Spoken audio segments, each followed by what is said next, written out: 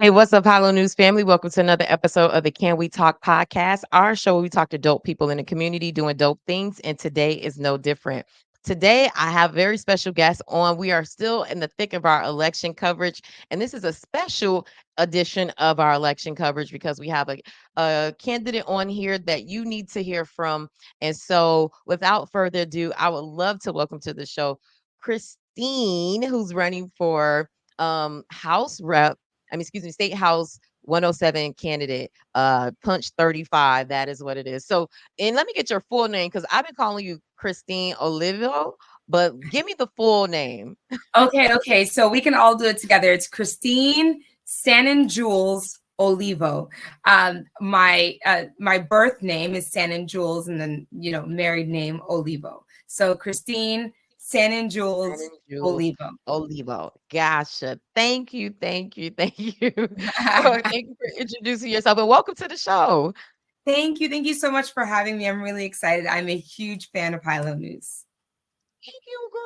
Thank you. Look, this is going to be a really fun conversation. Like this is we're talking all things Christine and why she's running. And so I'm doing these interviews so people can learn more about the candidates and so they can make an informed decision, but the candidate gets to have a long form conversation and be able to break things down. And so if you're ready, I'm ready to jump right into it, I'm Christine. ready. Let's go. Let's go. Put me in the hot seat. All right, now let's make it spicy on high low now, but now we're gonna keep it real cute. One thing I want to do too is you have a website here, so I want to give that for people to be able to see that to get information on you and follow you and get more on your platform.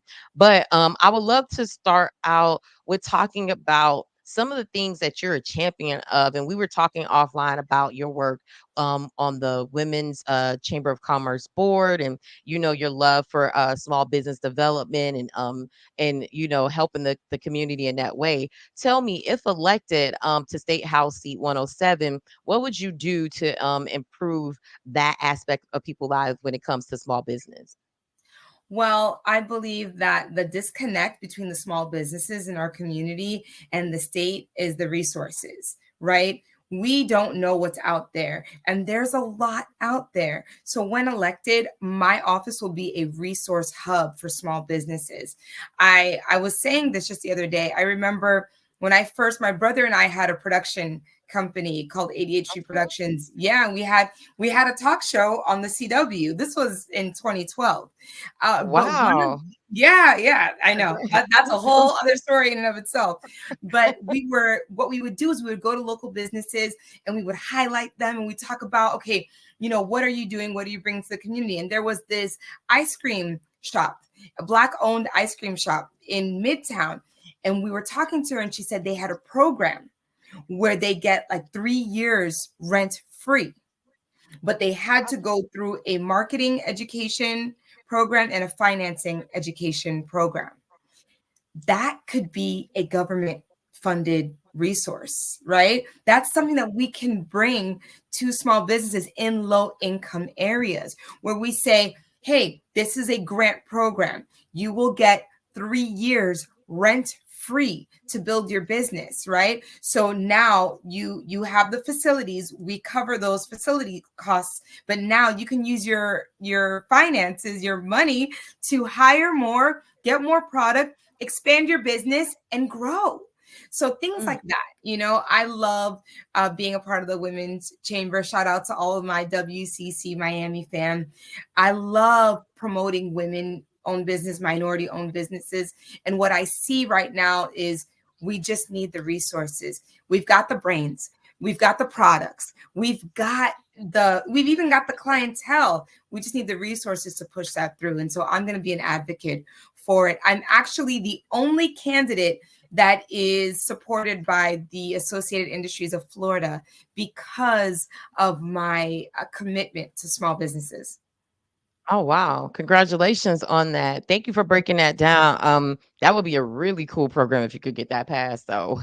Yeah. People, um, and I know you're a former educator, you're a former teacher, you homeschool your kids. So I know education is very, very important to you. Can you speak to what you do if elected to improve the education of the students across, not just in your district, but the state of Florida? Excellent question. So I am a former math and science teacher, and I say former, I mean, I'm still a teacher, but now I'll be teaching my children. So right now I'm an all subjects kind of teacher, but I really believe in science, in math, in technology, in the arts, right? And that's what they call STEAM programs. Some say STEM when you're not including the arts, but some say STEAM. So it stands for science, technology, yes, science, technology, engineering, arts, math, right? I really believe in pouring into that. Now, our governor completely vetoed any funding for arts programs. We need to bring those arts programs back.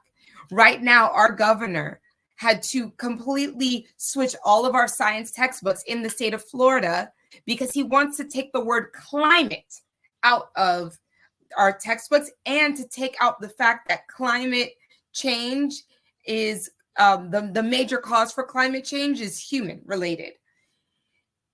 We have a government, let's just be honest, that's not actually seeking counsel from professors, from research, from actual facts, and they're switching it out for their own ideology. So my focus right now, we need to bring the funding back for the arts. We need to bring the funding back for technology. If you see right now, the amount of jobs that are being outsourced for technology, right? The United States is outsourcing thousands of jobs for technology, and these are six-figure jobs. Imagine if our schools, our inner city schools, focused on technology and we became a technology hub. Those children will then get those jobs that we're outsourcing out to China. That could get us out of poverty, just focusing on technology alone. So I say all of that to say, I think that it's really important for us to focus on education, but we have people that are making decisions on education that are not educated. That is wow. And I love how you broke that down about even just switching our focus on what we teach our kids. And if we like you said, for example, focus on technology, those jobs would naturally go to our kids and we wouldn't have to outsource them. But those are high paying jobs. Like it could be transformative for communities. At the very least, they're making $125,000 a year. Do you know? I'm just speaking from experience. I have two boys, right? Let's say my two boys, we focus on technology, got them into an amazing college, right? And there's programs out there, got them into an amazing college. Right out of college, they're each making $125,000 a year. You know what I was making right out of college? Probably $40,000 a year. Probably. Girl, you got me beat. As a journalist, we don't make nothing. I was making like 30. Yeah. So we need to see what's out there and we need to shift our focus because our youth, they're so tech savvy. I give my kid my phone, he's already figured it out in 5 minutes. They're tech savvy. We need to invest in that, pour into that for their future. I totally agree. And so just staying on some of like other things that you're passionate about and that are part of your platform. I know you're passionate about affordable housing and more so specifically affordable home ownership. And I liked how you put that in our conversation offline. I would love for you to share more with the audience what you would do if elected to transform affordable home ownership and just affordable housing for people in your district. So recently, Florida passed the Live Local Act. And what that meant was developers can cut through the red tape. They can cut through all the zoning laws and they can build these high rises and all of these apartments because we were in desperate need of housing in Florida, right? Now, my opponents support the Live Local Act. My issue with affordable housing programs and doing things like that is that it's not live local for locals. The people that grew up here, that were born and raised here, we can't get approved for these apartments. I want you to think about these arbitrary fees that they charge you. $350 for an admin fee. $150 for an application fee. You have to have a 650 credit score. And then on top of that, you need 3 months worth of rent. You need to make 3 times the rent. Now, the rent for a 1-bedroom apartment right now, we're looking at $2,400. Do you make 3 times $2,400? So what I'm saying is all these affordable housings, they come with stipulations. So at any time, somebody can say, you know what? No, you can't live here. And you get turned away, and then you do not own a piece of your community. I believe in home ownership. I believe in putting more funding into down payment assistance, closing costs. You can buy a house with a 520 credit score. They cannot discriminate against you. They can't. You can buy with a low credit score. So we need to start educating our community, and we need to let them know, like, stop selling your houses, own it. Own it. Stop renting, own. We need more programs to own. And the land that is being used to build all this affordable housing, why can't they build townhouses so that we can buy the townhouses? Why can't they be condos? Why can't we buy the condo? Why does it have to be that I need to rent from you so that you're going to make your money back times 50 by the time that I'm done renting? Because we have to live there generations and generations. Some people live in these apartments for 20 years. And what do you have to show for it? You don't own Miami. At any point, somebody can kick you out of Miami. So I believe in owning a piece of Dade County. We need home ownership, and there are programs out there. And once again, my office will be a resource hub to make sure that you get in a home.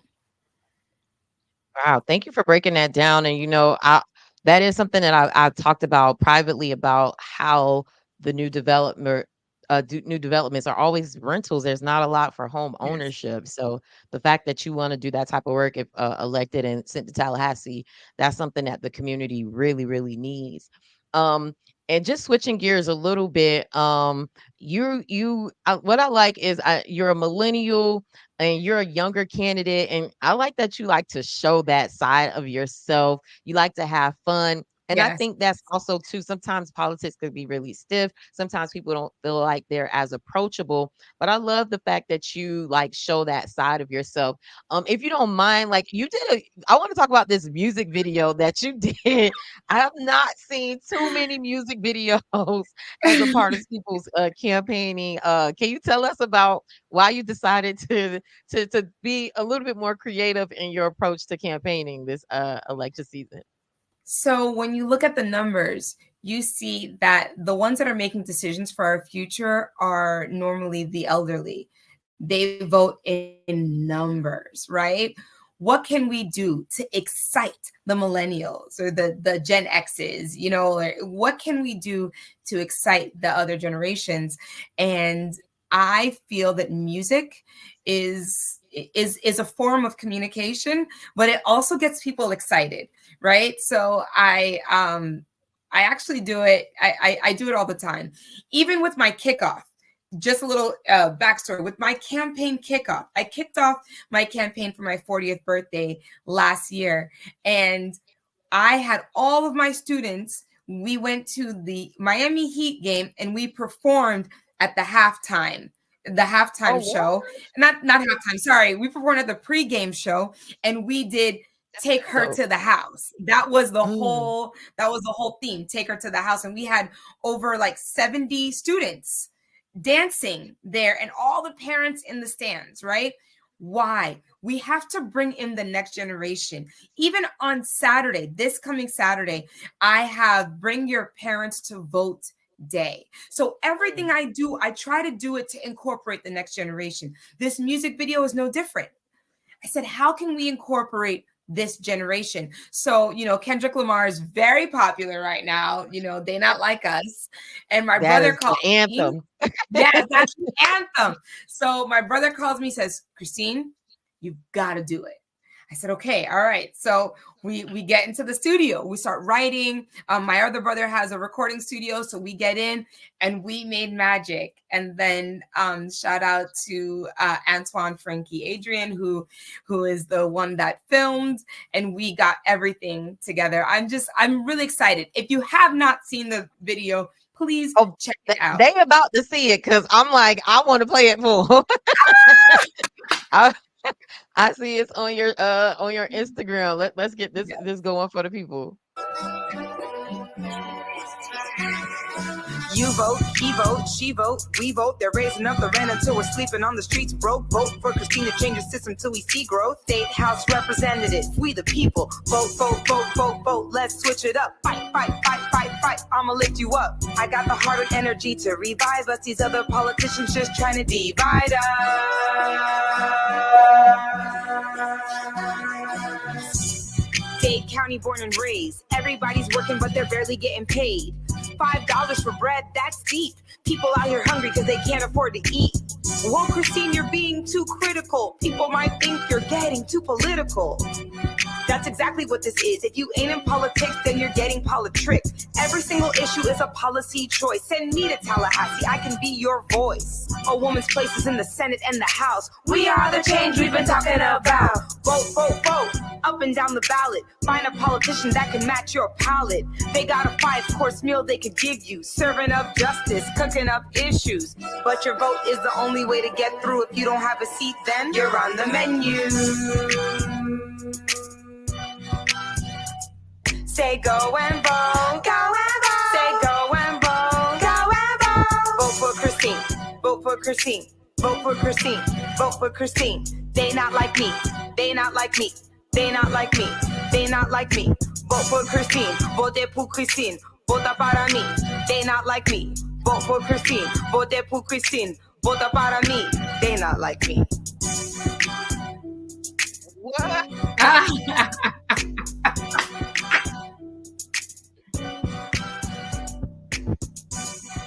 Yo, get that shit, Christine. This is Christine Sanon-Jules Olivo, and I approve this message. Paid for by Christine for Florida. Whoa, that is pretty cool. Yeah, You vote, he vote, she vote. Raising up the I rent was until we're not sleeping on the ready. street. I was not ready. Oh my gosh. Yo, let me find out you out here rapping on the side and you putting out mixtapes.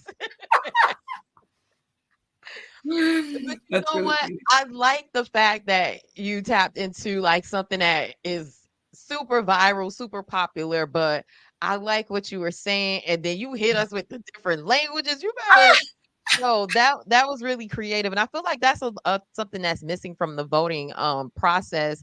And you spoke to it like there are a lot of people who they not like us, like they not young Yes. black women, they're not millennials, they're not black men, they're older white men who are making these decisions for us. Yes. I'm glad Yes. that you were like let's try to reach out to a younger demographic. That was pretty cool. Like, Thanks. girl, I'm like. Like we were doing a whole interview. Break loose. So funny. Yes. Man, like, and just talking more about and getting people, you showed your personality, but tell people, who you are, Christine, the person, like what you like to do for fun. What is your passion? Let them know a little bit about the person who they're voting for. Yes. So my passion, my children, they give me joy, but when they drive me crazy, the things that I go to do just to let off some steam, I love to dance. I, born and raised in this district, I started dancing in high school. I went to Pace High School. Shout out to Pace. Okay. I went to Pace High School and I couldn't afford dance lessons. My friend was already at Pace and she was like, you should audition for the dance team.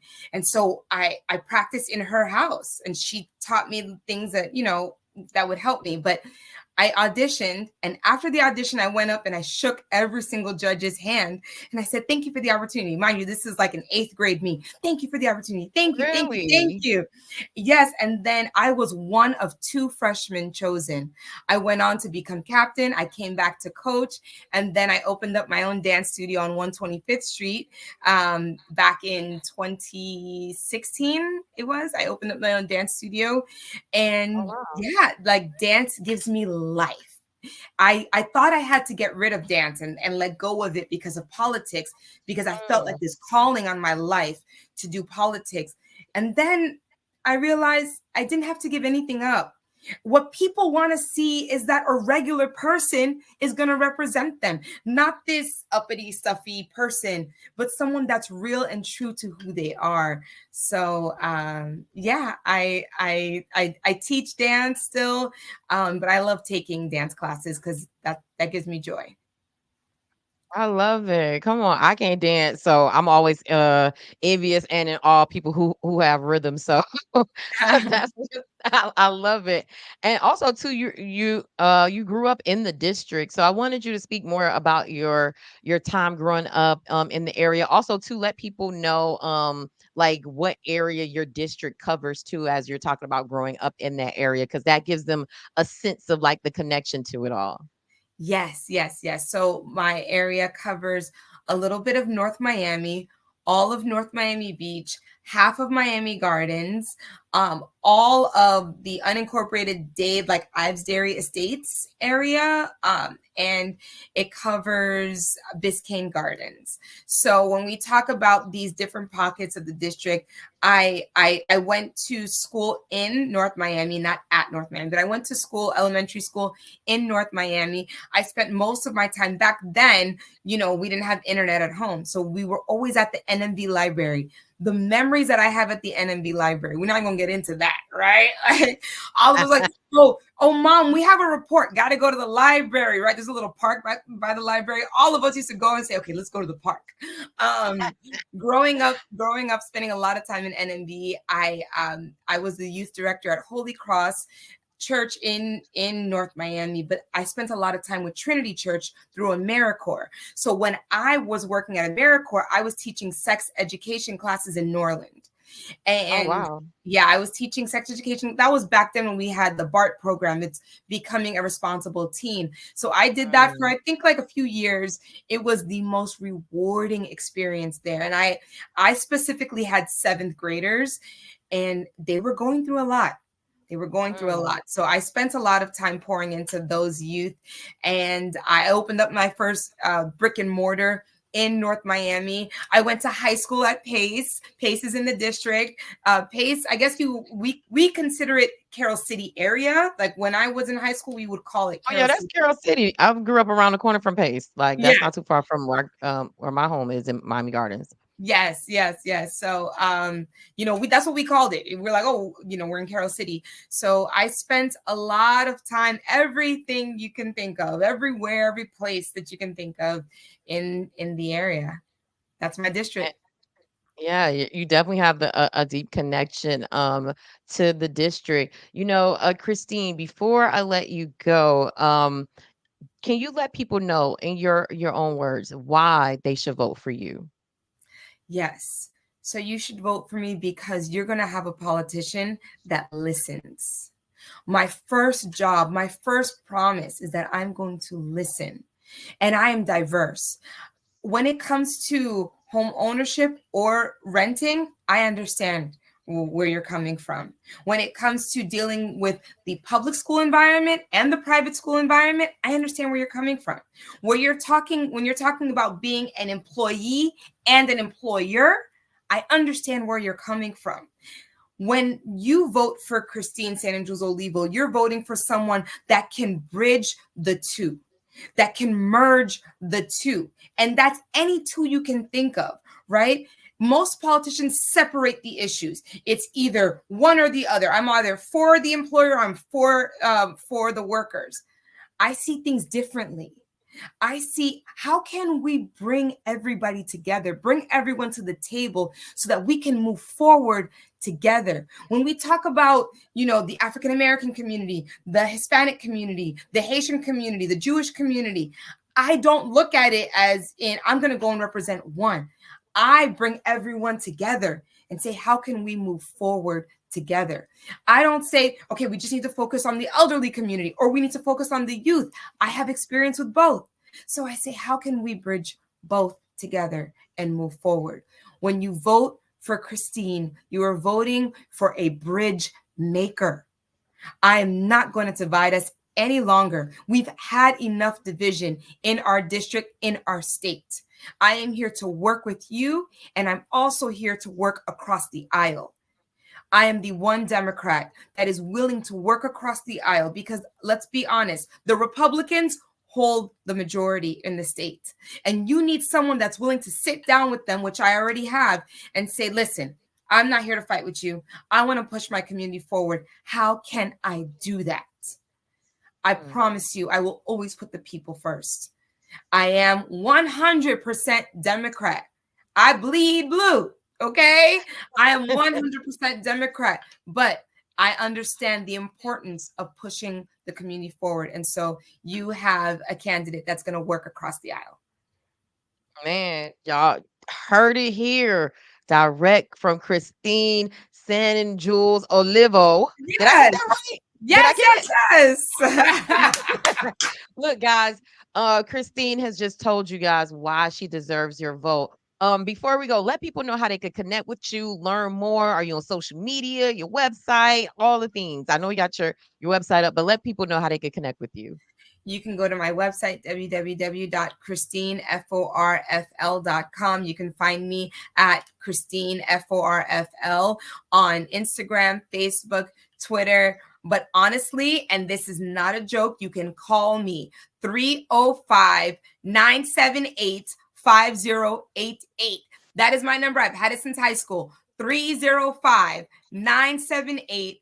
5088. You can call me directly. If I can't help you, if I can't answer your question, I will connect you to someone that can. Well, not you gave out the phone number. She for real, y'all. If she gave y'all her phone number, because I'm not giving y'all my number. But man, Christine, I have your website up. People, you could go there, get all information about Christine and her road to the take her to the house. Hey. Come on with the Trick Daddy reference, but here you are.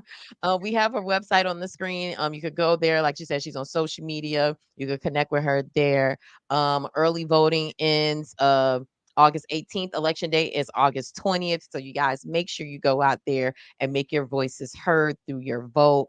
It's very important. And Christine just laid out why you should vote for her. And I think she made a very, very great case. Christine, thank you so much for coming on the show. Anything else before we go that we didn't touch on that you feel like the people should know before you leave? Well, I always like to leave with a message, right? We can complain all we want to, but if we do not do our part, then we honestly have nothing else to say. The voter turnout right now is so low. It's the lowest that we've seen in decades. Wow. Get up. Go out and vote. Whoever gets this seat, but not just this seat, you have the sheriff's race. You have judges. You have your mayor.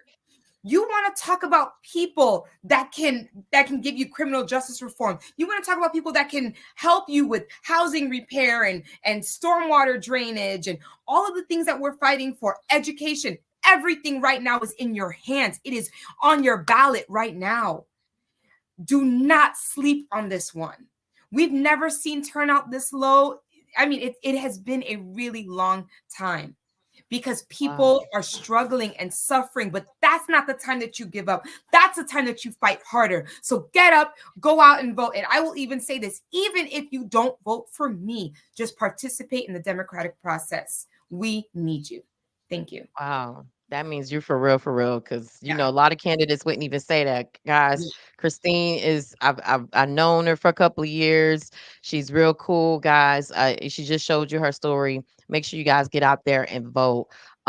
Man, this has been another amazing episode of the Can We Talk podcast, guys. Make sure you follow us on social media. We're on Instagram, TikTok, Twitter, Facebook, all the things, Black Planet, MySpace, what's the other one? Vine. No, we're not on, we're not on there, but MySpace. Oh my gosh. Let me I go check know, my right? I MySpace took it photos. back. We're not on MySpace, we're not on Black Planet, but in all seriousness, follow us on social media. Make sure you're connected with us. That's how we're able to do what we're doing. We were able to get to reach more people. And so also go to hillonewsmiami.com, sign up for our email newsletter. We have exclusive content there for our loyal followers. And if you're watching this on YouTube, please like and share. That helps us get up in the algorithm. And you're watching on Facebook, like and share. That stuff helps us get up on the algorithm so more people can see us so we could keep doing these shows. Again, Christine, this has been an amazing episode. I'm so glad we were able to do this. Please, you're a friend of the show, come back. Let us know information that we need to know in our community that the High Low News audience needs to know about. Thank you so much for coming on and breaking Thank you. down to the people why they should vote for you. Thank you. Thank you for having me. It was an honor. Like I said, I'm a huge fan. So this just gave me so much joy to be on an episode. Thank you so much, Hilo News, and everything that you're doing. Keep doing what you're doing. I'm a full supporter. Oh, thank you, guys. That's a great way to end it. I appreciate that, Christine. We'll talk soon and we'll see you guys next time on the Can We Talk podcast. Bye.